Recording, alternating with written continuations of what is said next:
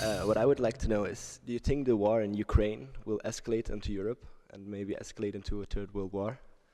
Nils from Sweden, and I'm wondering how should Europe handle Russia to avoid an escalation of the conflict?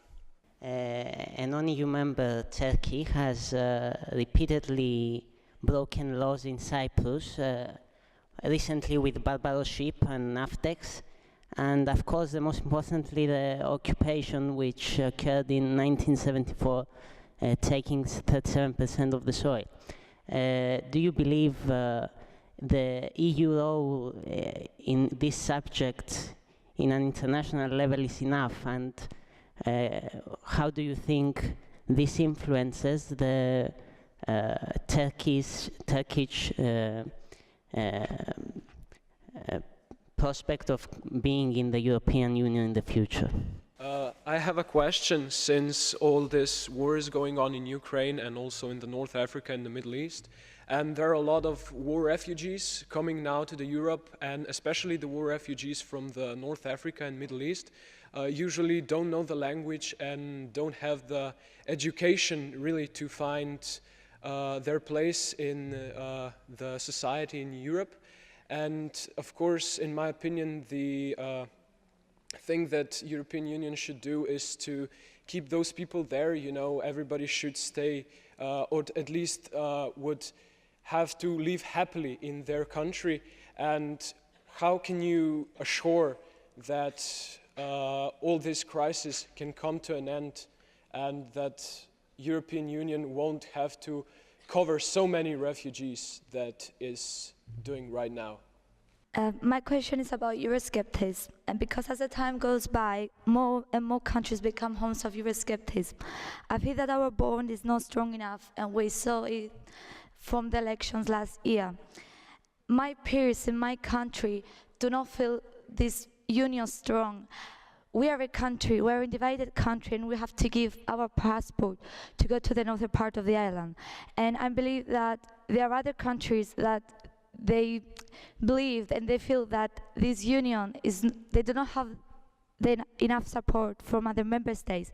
And I believe that Euroscepticism is the root of many problems. What we should expect from you? What will you do to make this militancy stronger? I would like to ask, will there be an European army in the future? It is said that the new left-wing government, Greek government, is the result of the growing tension among the Greeks in terms of the austerity. So I would like to know to what extent you think the austerity is the only solution to the Greek economic crisis, and if austerity should be implemented even in the cost of the public sector and the welfare state. Is the EU going to focus more on its external action in the future, especially in regards to development?